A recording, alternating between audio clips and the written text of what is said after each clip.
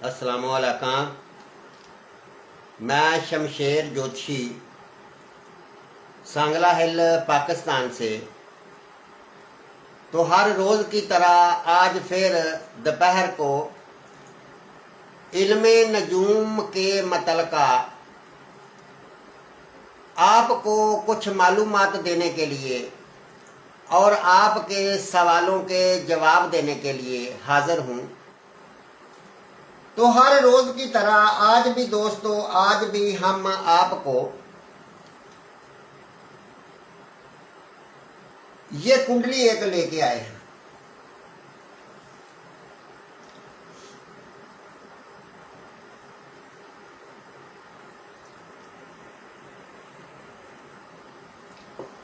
ये जो एक कुंडली लेकर आए हैं, ये कुंडली उस बंदे की है कि जिसकी तारीख पैदाइश 1982 की है, मगर अब तक इसकी शादी नहीं हो सकी। तो अब हम आपको बताने की कोशिश करते हैं। ये कुंडली एक बनी है, ये 7वें महीने की 7 तारीख 1982 की है। ये एक कुंडली है जो कि 7वें महीने की 19 तारीख 1982 की है। वक़्त पैदाइश इसका सुबह 7:30 बजे का सखर का है, सिंध सखर का। और इस बंदे की अभी तक शादी नहीं हो सकी। तो आज हम आपको ये सिखाएंगे कि आखिर ऐसा क्यों होता है, कि अगर ऐसा होता है कि शादी नहीं होती या शादी बहुत मुश्किल से होती है, चांस नहीं होते होने के, तो वो क्या वजूहात होती है। सबसे पहले हम देखते हैं कि ये जो तारीख टाइम है, इस तारीख टाइम के मुताबिक कुंडली का पहला घर जो है, पहले घर का मालक स्यारा कमर है, पहला घर बुर्ज सरतान है। क्योंकि इसमें नंबर 1 लिखा, 4 लिखा हुआ है, यानी जो खाना इधर आएगा वो पहला घर होगा। हालांकि पहला घर इस बुर्ज में लिखा हुआ है, ये पहला घर नहीं होगा। जो कि कुंडली के इस जगह पर आएगा वो पहला घर होगा। और ये जो गिनती है ये बताएगी कि पहले घर का है कौन सा। यानी पहला घर बुर्ज सरतान है, यानी सरतान जो है ये चौथा बुर्ज है। जैसे बुर्ज हमल से हम गिनेंगे तो बुर्ज हमल 1, सोर 2, जोजा 3 और सरतान 4। और पहले घर का जो मालक स्यारा है वो स्यारा कमर है, जो कि कुंडली के 6ठे घर में 29 डिग्री का बैठा हुआ है। अगर किसी बंदे का 6ठे घर का मालक पहले घर का मालक 6ठे घर में आ जाए तो उसको जिस्मानी खुशियों की कमी होती है। उसके आगे बढ़ने के जो मामलात हैं उसमें रुकावट आ जाती है। यानी वो बंदा आगे बढ़ने में बहुत ज्यादा पीछे रह जाता है, क्योंकि उसका जाती स्यारा जो कि तालिया का, लगन का, उसकी रूह का, उसके जिस्म का, उसकी बॉडी का मालिक जो था वो कुंडली के 6ठे घर में चला गया। तो कितनी मर्तबा मैंने आपको बताया है कि जो कुंडली का 6ठा घर, 8वां घर और 12वां घर होते हैं, ये नाकस घर होते हैं। तो एक तो कुंडली के छठे घर में चला गया और ऊपर से 29 डिग्री का हो गया, यानी कि बूढ़ा हो गया है। इसलिए कि जो भी सियारा आखिरी दर्जों पर चला जाता है वो सियारा बूढ़ा हो जाता है। और तीसरा ये है कि इसी घर में केतु भी बैठा हुआ है, और केतु और कमर दोनों बुर्ज कौस में कुंडली के छठे घर में बैठे हुए हैं। और कमर, अगर किसी का भी कमर कुंडली के छठे घर में चला जाए, बेशक वो किसी भी घर का मालक हो, और केतु और राहु कुंडली के छठे घर में आ जाएं, तो बेशक घर कोई भी हो छठा, हमल हो, सोर हो, जोजा हो, अगर केतु में या राहु में छठे घर में कोई आ जाएगा तो फिर उस बंदे के मेदे में खराबी पैदा कर देते हैं। और सियारा कमर जो है ये भी कुंडली के छठे घर में मेदे का प्रॉब्लम देगा। और इसी तरह हम देखते हैं कि कुंडली का दूसरा घर, कुंडली का दूसरा घर जो है ये खानदान का घर है, ये रुपये पैसे का घर है। और दूसरा घर बुर्ज असद है और सियारा उसका शमश है। और दूसरे घर का जो मालक सियारा है वो उठकर कुंडली के 12वें घर में चला गया है। अगर कुंडली के दूसरे घर का मालक कुंडली के 12वें घर में चला जाए तो वो बंदा बरूने मुल्क जाता है, खानदान को छोड़कर खानदान से अलहदा हो जाता है और दूसरे मुल्क चला जाता है, क्योंकि कुंडली का दूसरा 12वां घर जो है ये बरूने मुल्क का है, और 9वां घर जो होता है ये बरूने मुल्क सफर का है, और 12वां घर जो होता है ये खर्च का घर भी है। और इस बंदे का सियारा कुंडली के दूसरे घर का मालक, तो दूसरा घर रुपये का है और 12वां घर खर्च का है, यानी ये बंदा जो कमाएगा सब का सब इसका खर्च हो जाएगा। ये बरूने मुल्क रह कर भी बिल्कुल गरीब और भूखा होगा, क्योंकि रुपये का सियारा खर्च वाले घर में चला गया। और इसी तरह हम देखते हैं कि कुंडली के बात करते हैं कुंडली के 7वें घर की। इस बंदे की इतनी उम्र हो गई है, अब तक इसकी शादी नहीं हुई, तो क्या मामला बना है? तो कुंडली का जो 7वां घर होता है ये शादी से मतलब का होता है। तो 7वें घर का जो मालक सियारा है, 7वां घर बुर्ज जद्दी है और सियारा इसका जोहल है, जो कि कुंडली के तीसरे घर में, मेहनत मजदूरी वाले घर में, बहन भाइयों वाले घर में, जद्दोजहद वाले घर में, नजदीकी सफर वाले घर में बैठा हुआ है। और उसके साथ मरीख भी बैठा हुआ है।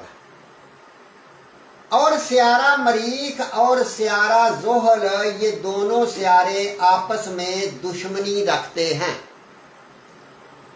और ये दोनों सियारे एक ही डिग्री पर हैं, यानी कि कुंडली के तीसरे घर में 22 डिग्री और 11 दकीके पर जोहल है, और कुंडली के तीसरे घर में ही मरीख 22 डिग्री और 14 दकीके पर है। अब ये दोनों ही नहस सियारे हैं। एक बात मैं और भी आपको इधर बताता चलूं कि जोहल जो है ये कुंडली के तीसरे घर में अगर किसी के आ जाता है तो जो बच्चा जिसकी कुंडली होती है उससे छोटे बहन भाई को ये तबाह करता है। अगर होता भी है कोई बच्चा या उसकी बहन भाई तो सिर्फ बहन होने के चांस बन सकते हैं मगर भाई नहीं हो सकता,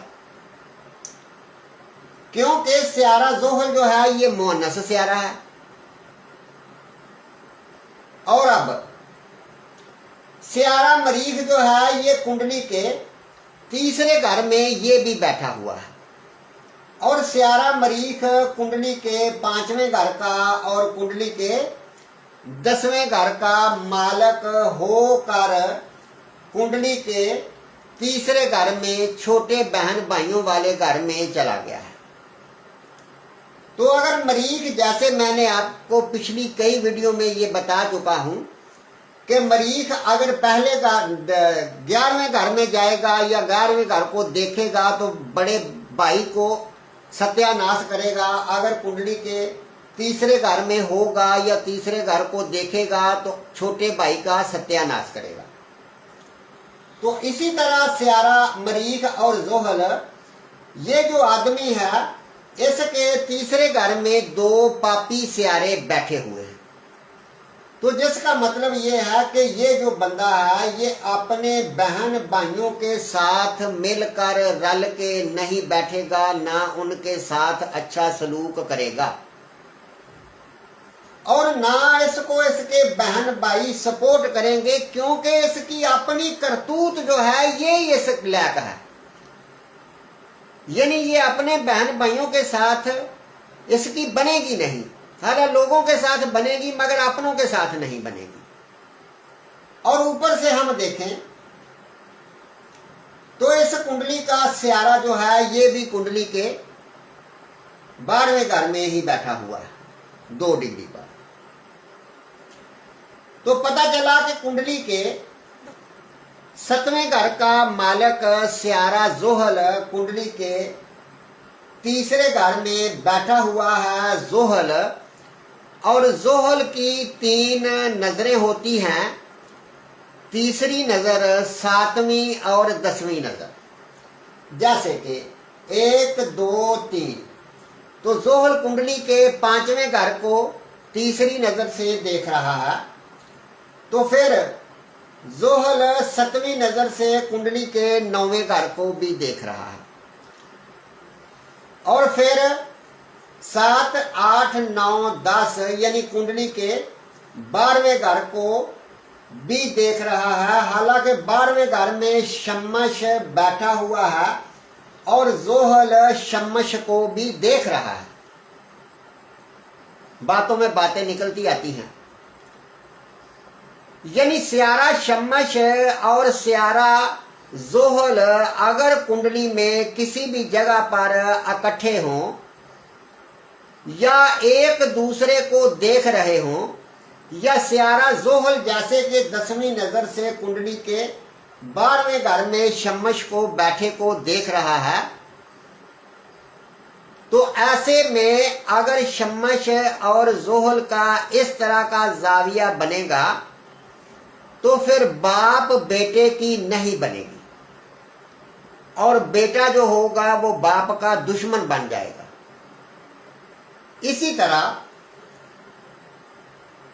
यानी पता चला कि स्यारा जोहल कुंडली के 7वें घर को, जो 7वें घर का मालक है, नहीं देख रहा। तो अब हम कुंडली के अगले स्टार को देखते हैं कि अगला स्टार मरीख है। तो मरीख की भी 3 नजरें होती हैं। यहां बैठता है, वहां से 4थे घर को और वहां से 7वें घर को और 8वें घर को देखता है। तो मरीख इधर से इधर बैठा कुंडली के तीसरे घर में 1 2 3 4 यहां देख रहा है और फिर 5 6 7 7वीं नजर से यहां देख रहा है और 8वीं नजर से इस घर को देख रहा है। तो स्यारा मरीख भी कुंडली के 7वें घर को नहीं देख रहा। तो इसी तरह हम अगला स्टार देखते हैं स्यारा मुश्तरी। तो मुश्तरी की भी 3 नजरें होती हैं, 5वीं, 7वीं और 9वीं। तो मुश्तरी कुंडली के 4थे घर में बैठकर 1, 2, 3, 4, 5वीं नजर 8वें घर पर डाल रहा है और 7वीं नजर जो है ये कुंडली के 10वें घर पर डाल रहा है और 9वीं नजर कुंडली के 12वें घर पर डाल रहा है। तो स्यारा मुश्तरी भी कुंडली के 7वें घर को नहीं देख रहा। तो इसी तरह स्यारा कमर, स्यारे कमर की सिर्फ एक ही नजर होती है, यहां बैठता है वहां से 7वें घर को देखता है। तो स्यारा कमर कुंडली के 6ठे घर में बैठकर कुंडली के 12वें घर को 7वीं नजर से देख रहा है, जैसे कि 1, 2, 3, 4, 5, 6, 7। तो स्यारा कमर भी कुंडली के 7वें घर में कोई जाविया या नहीं देख रहा, उसका कोई तलक नहीं बन रहा। तो इसी तरह हम केतु को देखते हैं और केतु भी यहां भी बैठता है। केतु की भी 3 नजरें होती हैं, यहां बैठता है वहां से 5वें घर को देखता है, वहां से 7वें घर को और 9वें घर को देखता है। तो जैसे कि केतु इधर बैठा 1, 2, 3, 4, 5, 5वीं नजर से 10वें घर को देख रहा है और 7वीं नजर से कुंडली के 12वें घर को देख रहा है और 9वीं नजर से कुंडली के दूसरे घर को देख रहा है जो कि खानदान का घर है। और ये केतु भी इधर बैठा यानी दूसरे घर को देख रहा है जो कि रुपये पैसे का और खानदान का घर है। तो ये भी एक पापी स्यारा होकर देख रहा है। तो पापी स्यारा खानदान से दूर करता है और रुपये पैसे में मुश्किलात पैदा करता है, या ऐसे आदमी नीच किस्म के कामों के ऊपर रुपया खर्च कर देते हैं।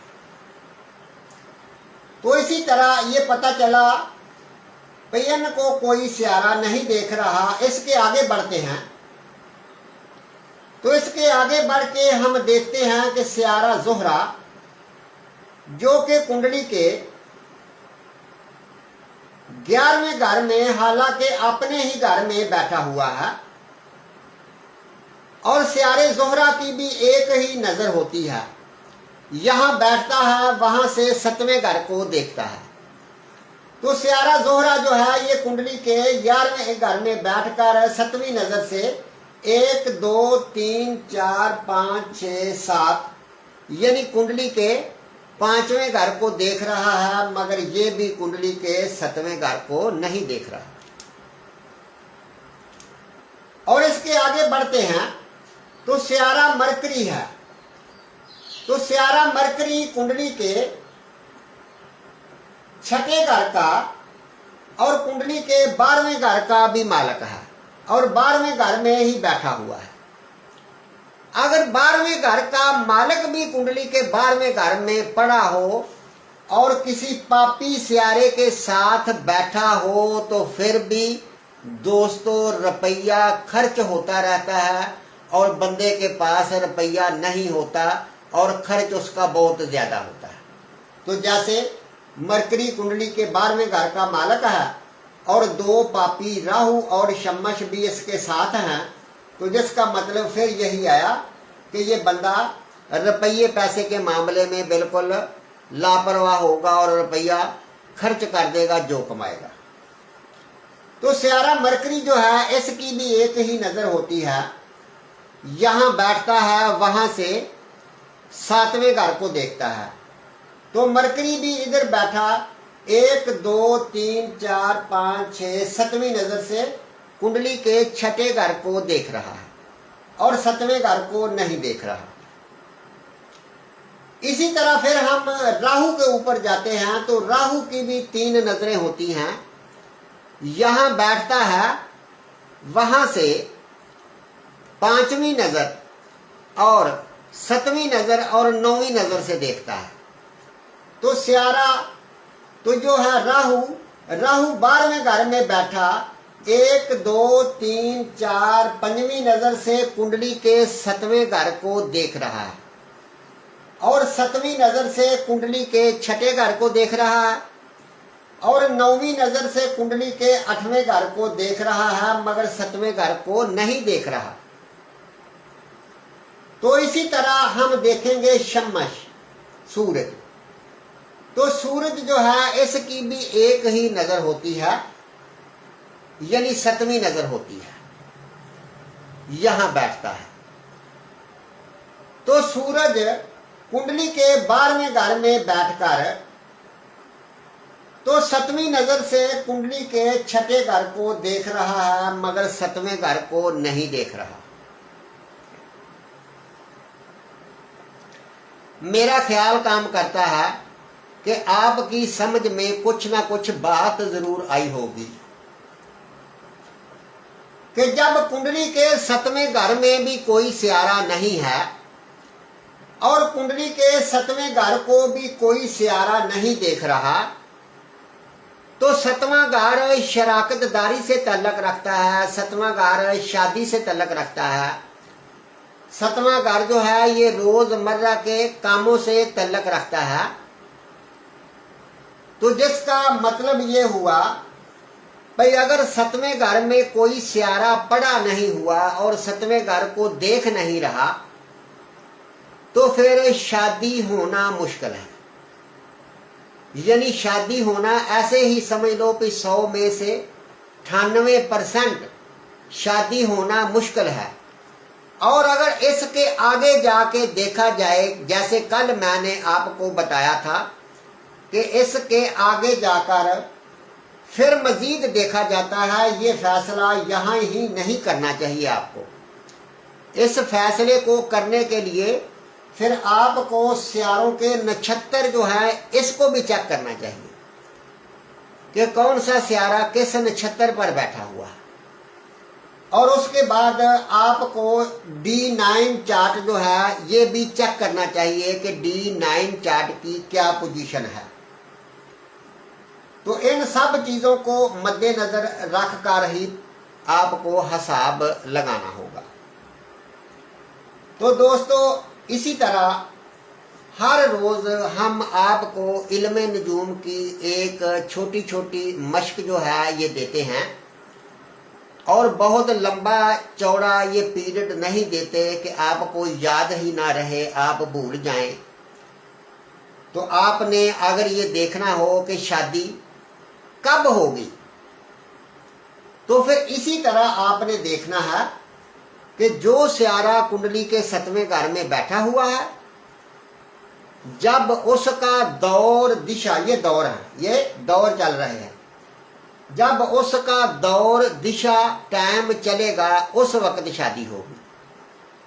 अगर 7वें घर में कोई सियारा नहीं, तो फिर हम ये देखेंगे कि जो सियारा भी कुंडली के 7वें घर को देख रहा है, जब उस सियारे की दौर दिशा चलेगी तो फिर शादी होने के चांस होंगे। तो इसी तरह दोस्तों, आपने देखा कि ना तो कोई 7वें घर में बैठा हुआ है और ना ही कोई 7वें घर को देख रहा है। तो दोस्तों, अगर हमारी वीडियो आपको अच्छी लगे तो हमारी वीडियो को आगे शेयर किया करो। और इसी तरह हमारा यूट्यूब चैनल है शमशेर नजूमी के नेम से। तो अगर आप मज़ीद वीडियो देखनी चाहते हैं तो उस पर भी जाके देख सकते हैं। तो इसके साथ ही इजाज़त चाहता हूँ।